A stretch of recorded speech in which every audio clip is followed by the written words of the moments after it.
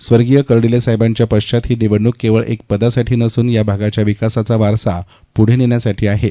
अक्षय कर्डिले यांना निवडून देणं म्हणजे पर्यायानं डॉक्टर सुजय विखे पाटील यांनाच आमदार म्हणून निवडून देण्यासारखं आहे.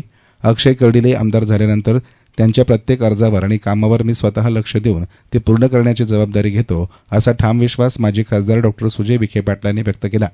भाजप प्रदेश उपाध्यक्ष डॉक्टर सुजय विखे पाटलांनी प्रचारसभांमधून जोरदार भूमिका मांडत अक्षय कर्डिले आमदार होणं म्हणजेच माझ्या माध्यमातून विकास कामांना गती मिळणं असा ठाम विश्वास व्यक्त केलाय. राहुरी तालुक्यातील तांभेरे, गुहा, गणेगावसह विविध गावातील सभांमध्ये त्यांनी मतदारांना विकासाच्या मुद्द्यावर एकत्र येण्याचं आवाहन केलं. तांबेरे येथे गुहा आणि आरडगाव गणातील कार्यकर्त्यांची बैठक विखे पाटलांच्या प्रमुख उपस्थितीत संपन्न झाली. यावेळी देवळाली प्रवराचे नगराध्यक्ष सत्यजित कदमांसह भाजप महायुतीचे पदाधिकारी कार्यकर्ते मोठ्या संख्येनं उपस्थित होते.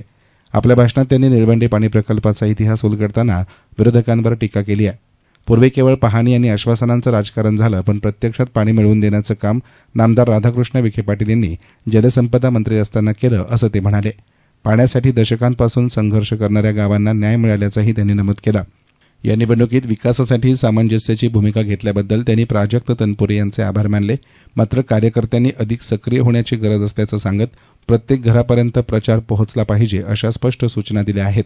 प्रचाराची सांगता करण्यासाठी 20 एप्रिल रोजी राहुरी येथे मुख्यमंत्री देवेंद्र फडणवीस आणि पंकजा मुंडे यांची भव्य सभा आयोजित करण्यात आल्याचं त्यांनी सांगितलं. या सभेत मोठ्या संख्येनं उपस्थित रहा आणि अक्षय कर्डिले यांना विक्रमी मताधिक्यानं निवडून द्या, असं आवाहन त्यांनी केलं. ही केवळ निवडणूक नाही, तर आपल्या गावाच्या विकासाची आणि भविष्यातील वाटचालीची निर्णायक लढाई आहे. त्यामुळे प्रत्येक कार्यकर्त्यानं आणि मतदारानं विकासाच्या विचाराला प्राधान्य देत एकजुटीनं मतदान करून अक्षय कर्डिले यांना प्रचंड मताधिक्यानं विजयी करणं हीच आपली खरी जबाबदारी असल्याचे प्रतिपादन नगराध्यक्ष सत्यजित कदम यांनी केले आहे. यस मीडियासाठी प्रतिनिधी गोविंद फुनगे, राहुरी.